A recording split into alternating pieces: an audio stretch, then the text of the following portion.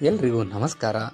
ಗುರು ರಾಘವೇಂದ್ರ ಸ್ವಾಮಿಯವರು ಮಹಾನ್ ಸಂತರು ಮತ್ತು ಮಧ್ವಾಚಾರ್ಯರ ದ್ವೈತ ಸಿದ್ಧಾಂತವನ್ನು ಪ್ರಸಾರ ಮಾಡಿದ ಮಹಾಗುರುಗಳು. ಅವರು ಭಕ್ತರಿಗೆ ಕೃಪೆ ನೀಡಲು ಮತ್ತು ಧರ್ಮವನ್ನು ರಕ್ಷಿಸಲು ತಮ್ಮ ಜೀವನವನ್ನು ಸಮರ್ಪಿಸಿದರು. ಗುರು ರಾಘವೇಂದ್ರ ಸ್ವಾಮಿಗಳು ಅಂತಿಮವಾಗಿ ಬೃಂದಾವನ ಪ್ರವೇಶ ಮಾಡಿದರು. ಬೃಂದಾವನ ಪ್ರವೇಶ ಎಂದರೆ ಜೀವಂತವಾಗಿಯೇ ಸಮಾಧಿ ಹೊಂದುವುದು ಎಂದು.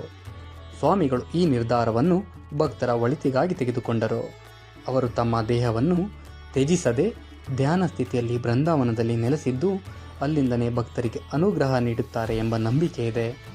ಸ್ವಾಮಿಗಳು ಭಕ್ತರ ಕಷ್ಟಗಳನ್ನು ನಿವಾರಿಸಲು ಮತ್ತು ಅವರ ಮನೋಕಾಮನೆಗಳನ್ನು ಪೂರೈಸಲು ಸದಾ ಸಹಾಯ ಮಾಡುತ್ತಾರೆ ಎಂದು ಭಕ್ತರು ನಂಬುತ್ತಾರೆ.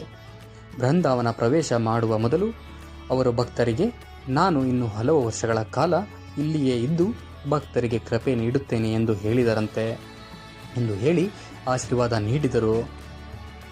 ಆದ್ದರಿಂದ ಭಕ್ತರು ಬೃಂದಾವನವನ್ನು ಅತ್ಯಂತ ಪವಿತ್ರ ಸ್ಥಳವೆಂದು ಗೌರವಿಸುತ್ತಾರೆ. ಗುರು ರಾಘವೇಂದ್ರ ಸ್ವಾಮಿಗಳ ಬೃಂದಾವನವು ಮಂತ್ರಾಲಯಂ ರಾಘವೇಂದ್ರ ಸ್ವಾಮಿ ಟೆಂಪಲ್ನಲ್ಲಿ ಇದೆ. ಈ ಸ್ಥಳಕ್ಕೆ ಪ್ರತಿದಿನ ಸಾವಿರಾರು ಭಕ್ತರು ಭೇಟಿ ನೀಡಿ ಪ್ರಾರ್ಥನೆ ಮಾಡುತ್ತಾರೆ. ಅಲ್ಲಿ ಪ್ರಾರ್ಥನೆ ಮಾಡಿದರೆ ಕಷ್ಟಗಳು ಕಡಿಮೆಯಾಗುತ್ತವೆ ಮತ್ತು ಜೀವನದಲ್ಲಿ ಶುಭವಾಗುತ್ತದೆ ಎಂಬ ನಂಬಿಕೆ ಇದೆ. ಆದ್ದರಿಂದ ಗುರು ರಾಘವೇಂದ್ರ ಸ್ವಾಮಿಗಳು ಬೃಂದಾವನದಲ್ಲಿ ನೆಲೆಸಿರುವುದು ಭಕ್ತರ ರಕ್ಷಣೆಗೆ ಮತ್ತು ಅವರಿಗೆ ಸದಾ ಆಶೀರ್ವಾದ ನೀಡಲು ಎಂದು ಭಕ್ತರು ನಂಬುತ್ತಾರೆ. ಬೃಂದಾವನಕ್ಕೆ ದಿನೇ ದಿನೇ ಬರುವ ಭಕ್ತರ ಸಂಖ್ಯೆ ಹೆಚ್ಚುತ್ತಲೇ ಇದೆ. ಶ್ರೀ ಗುರು ರಾಘವೇಂದ್ರ ಸ್ವಾಮಿಗಳು ಎಲ್ಲರಿಗೂ ಒಳ್ಳೆಯದನ್ನು ಮಾಡಲಿ.